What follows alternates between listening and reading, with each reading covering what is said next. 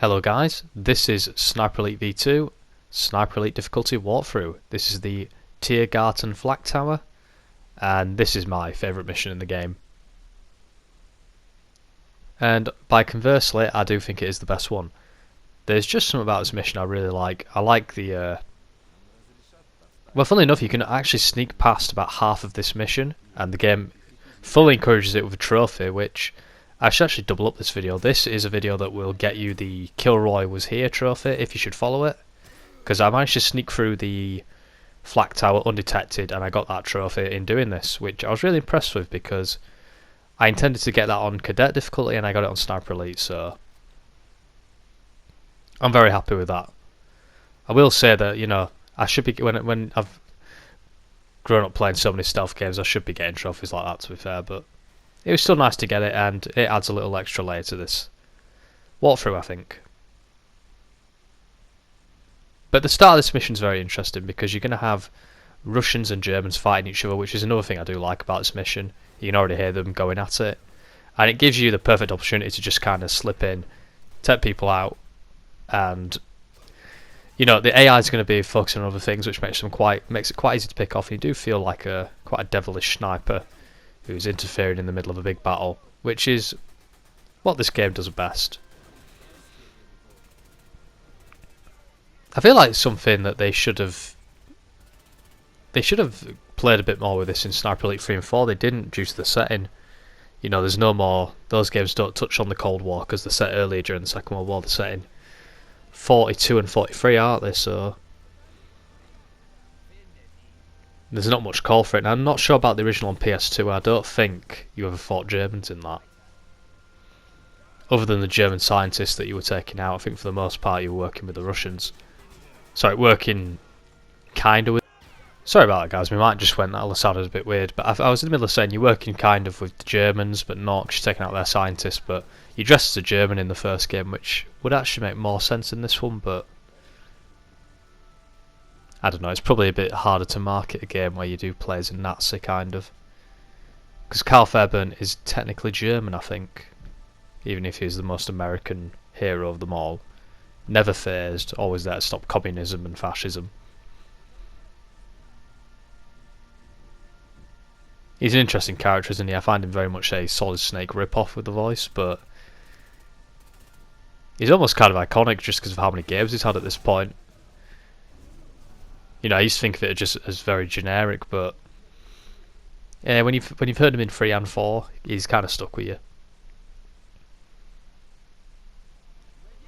But yeah, we're just making our way to the Flak Tower. There's nothing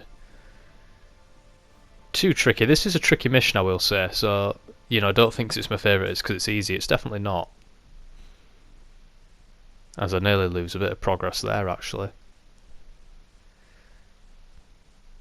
This can be a bit rough because I don't think he's actually a sniper. I think he just has a rifle, so he doesn't give off that glint that most snipers normally do.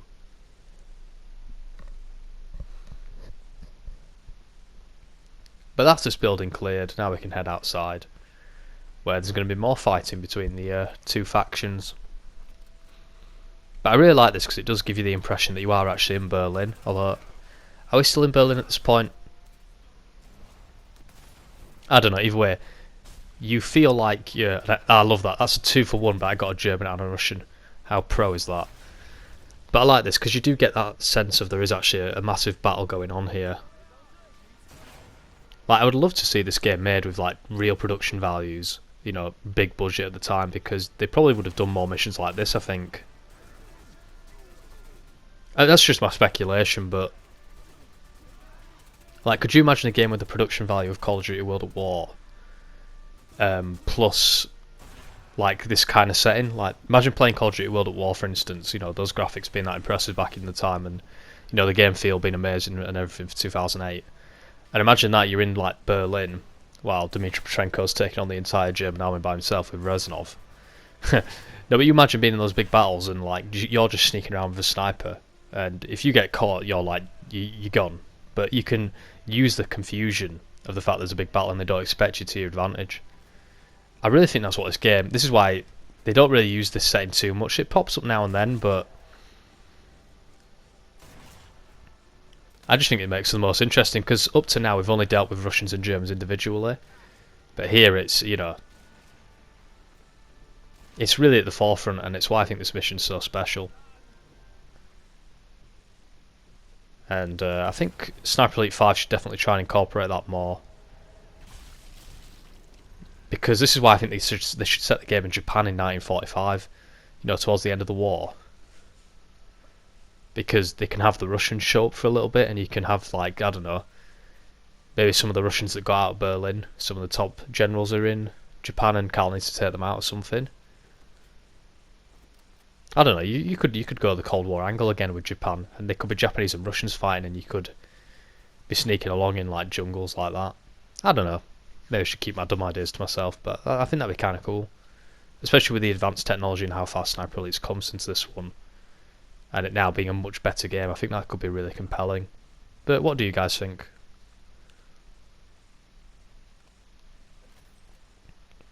Because I know there's probably a lot of people that like think that sounds like stupid. They shouldn't bother with anything like that. But I go up to this one, guys. Put a trip mine here, because if you do get snuck up on, you'll at least know about it, because they will sneak up on you if they can. I've had it on co-op actually. I don't think they do it in this run though.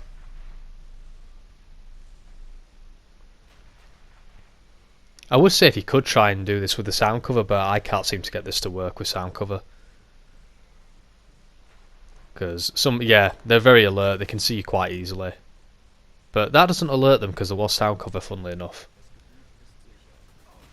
But yeah, they just don't care, these guys will just see you. I mean, look at that guy's doing boomerang turns there. But be a better shot than I am, because this is embarrassing to watch. That for some reason is a vehicle kill.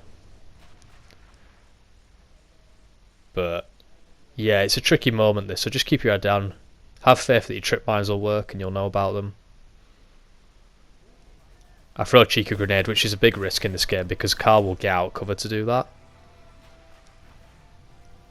There you go, the trip mine gets 2, and I think I'm going to leave the building after that, because I don't really want to wait for them to come in, and I don't want to waste another trip mine. In fact, I might not even have one. Oh, I've got 2 actually, so... But I don't want to waste one, so I'm just going to go out and face them head on. That's a scary moment. If you wonder what happened there, guys, for some reason I have it in my head that you can melee combat in this game, and you can't. So never run into them like that unless you're firing. It's just one of those things. I think your brain just assumes for some reason that you can do melee combat. I think it's... Whoa, that guy's gone through wall, hasn't he? I don't even remember that happening.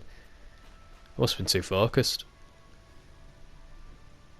But yeah, 3 and 4 I think you can do melee combat, can't you? But the only kind you can do in this game is the stealth kill, which is very limited. But look at that, they just know where you are at all times. That's something 3 and 4 have improved on massively with the whole relocation system. They've massively improved the games with that, because in 3 and 4, enemies don't immediately know when you are when you start shooting. They get an idea of what position you're at, but you can always move away and move to a different area of the map, start taking them out again, and they're still kind of confused as to where you are. Really doing a great job of making you feel like a sniper. There's something else I should preface with this one, not for my own ego, but just to kind of show you that it can be done. But this is a no deaths run. This is all one clean slate, apart from me restarting a checkpoint because I didn't manage to sneak the top bit of the tower fully stealth. But here we go, guys. This is where the Kilroy was here achievement starts, or trophy, depending on what platform you're on. But yeah, I love this because this is like maybe 9 minutes of me sneaking up here with no combat whatsoever. Well, combat in the sense that I do take enemies down, but not in a straight up gunfight. So what you want to do here is you got two geezers will be having a conversation, as you heard, and one's going to come to these stairs. He always does this. Come on, don't make me a liar now. There he is. Can you see him? You can see his hat coming. So this guy's always going to do this. So I think the idea will be... Oh, he's not playing ball. Okay, maybe it's different on co-op, I don't know. I think I've just got a bad memory. He'll go there, that's where he always goes. So I like to follow him and get behind him because I want his body behind this pillar so he's not seen. Because obviously them discovering dead bodies doesn't count as an alert, but it obviously makes your life a lot harder than it needs to be. That guy's on the other side, so we're going to go up and take him out as well. Things to know about the well rod, it's very inconsistent at best. There you go, like that worked beautifully, but that is not always a guarantee. But I'm going to go pick up this body and I'm going to go put it next to the other one because that's obviously right in the open. And there is a guy that comes down here, so I recommend you do this as well. Just be careful because that does make noise what I'm doing with the movement there. And that animation is really janky. But yeah, put him there and he shouldn't be seen initially. You could move them a bit further back behind the pillar, but I chose not to do that. Now, I like to go up here and check where this guy is. You could just wait and be safe, but I want to go and check where this guy is. And there he is. That's the guy who's going to come all the way down to this building. I have to say, with this remaster, they did a fantastic job with the lighting and the smoke effects. Look very impressive. They certainly did not look that good originally.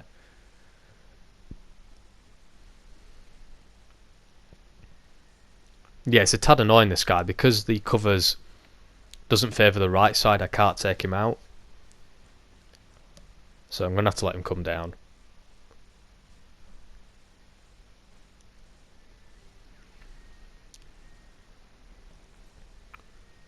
But here he comes. So just let him come down.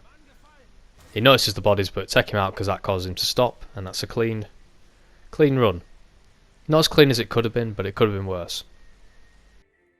Now, I don't think you have to do this, but I was a bit nervous of this guy in this room, of him waking up and...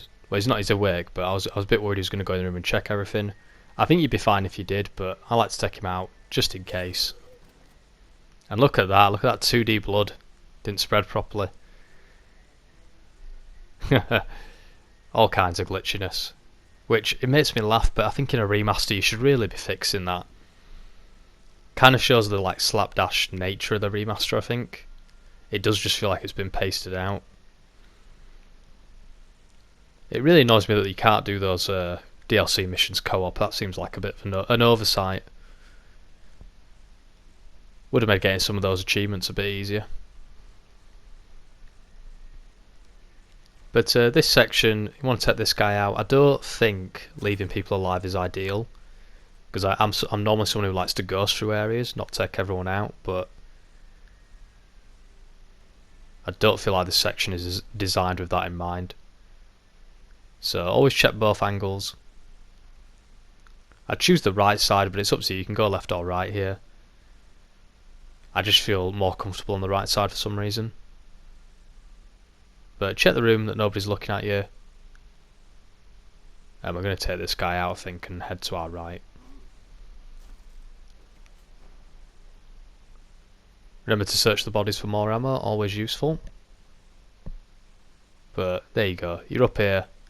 Somebody found that body, so I go to just double check it's that body right there, so it's a good job I was moving quick. And I take him out. Again, you probably don't have to do that, but I was worried he was going to follow me and spoil the whole thing. Again, guys, you don't have to do it this way on Sniper Elite. You can just hide in the corner, let everyone come to you, pick them off with the MP40 or the sniper. I just wanted to have a go at sneaking it, because I think it's a lot easier when you know the routes like this. But I've practiced a lot on this mission from back in the day, so I kind of knew the spawns a bit. Because there's so many times I've gone for that Kilroy trophy unsuccessfully. So I can't believe I did it with such ease this time. But this room is quite intimidating. Purely because there's what, like 5 enemies in here? Maybe more. But you don't have to worry, guys. Literally just go across. And do it early so they don't turn around. Because that guard is on a patrol pattern to go around the room and find you. But look at that. You don't even have to worry about anything in there. Just sneak past and you're at the top. With just one bit more sneaking to do. And there is a jump there in footage because I restarted checkpoint, because this is where I got spotted. So, but this is the room that always crushes everyone's hope of getting that trophy. Kilroy was here, but this is going to show you how to do it. One thing I'll say, I can't do this on co-op to save my life. Me and my mate have tried for a long time. We tried for years, in fact. Let's not beat around the bush. We could never do it. This has to be done solo, I think, because there's something about the AI patterns that are different, or the desire to see it. And I love that shot of the plane going past, and I love the like smoke that's rising from all the artillery strikes. It's really impressive. So I like to go the left way around. Go which way works for you, but this works for me. Take this guy out with your sniper when it's there's always sound cover for the most part here. Just wait for it to come back. Get an easy kill there. And here comes the tricky bit. This is a big waiting game, but as someone who played a lot of Metal Gear Solid, Splinter Cell, you know, this is quite simple stuff for me. I move this body, but it's not necessary. I don't know what the patterns are that well up here, so I'm just taking no chances. I mean, to be honest, that's kind of pointless. Nobody's gonna not see the body there and there. But this is the tricky part, just knowing this pattern here. So we're up here, and we need to go, if you're wondering, down those stairs to our left. My idea is to follow an enemy right behind him as he walks to those steps. So in order for this to work, there has to be nobody behind me. So this is quite a few minutes of waiting, if I recall. So let's just see what they do here. Because I tried this on co-op, and what happened on co-op is I managed to do it, but my partner was obviously can't stand on top of me. So because he was that split second behind me, he did get caught right at the end, unfortunately. It may have been possible to rush this now, but because what I'm thinking is I'm going to follow this guy now, but then this second guy turns around, unfortunately. And of course, then a third guy shows up right next to me, and this is where this gets a bit pear-shaped. Because obviously there's absolutely no way I can make it to the room now.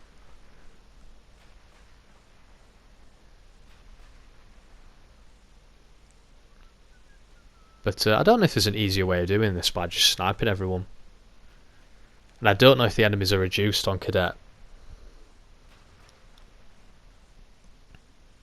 But just wait for it. That guy's going to go to the right. I'm going to make a move sooner or later. And you can see there's now 4 enemies, and I'm letting out some audible groans at this point. But just wait for it. I think I might go now, in fact. No, that guy's still there. So this is annoying, because that would have been perfect. But I see he looks to the right, and I take my chance. So here we go. What I do is I follow this guy, and I take him out. That's probably not necessary, but it's only because I think I'm quicker than him. So that guy behind me sees the body, but I'm just making a break for it at this point. I'm not going to mess about. I don't even think I killed this guy. Just get in the room. And even if you're not going for the trophy and that goes a bit messy, just get in the room, guys, because as soon as you get to the bottom there, the section's over, the door will shut. There you go, the door shuts, and I'm going to throw in a screenshot here just to prove I got it, just for people that say I didn't. So that will suffice in getting you the trophy. So the only thing left now is to kill Muller and escape. Quite a simple endeavour. It's quite a tricky shot, but I do like it because it is quite a distance. It feels very cinematic, as he does a moonwalk, I think, there. Not quite sure what I'm trying there, but there you go. You have to aim quite considerably high for this one, but just get Muller and then get out. 286 metres, so it's a hell of a distance. But just look at how much the bullets were dipping. It's kind of insane. On co-op you can see it really well. So now you just got to simply escape, which isn't too difficult. And in fact, is this the map room? So Carl could have made it much easier for himself instead of going through all that silly route on the roof, couldn't he? But yeah, just use that third person cover trick. which I don't think you can do on Sniper Elite 3 and 4 because they changed the way the cover works. They did that sort of like attached to cover by just being near it garbage that games do now, instead of the traditional cover system. But it all kicks off as always in these games. So the one guy lounging about here, so just mow him down. He might be more alert on your game and looking for you, so just be wary of that. There'll be a few enemies in here, but there's quite a lot of fuel tanks in here, so try your luck with grenades. So there we go, there's another one there. I say, use that pole to your advantage. They always want to charge you.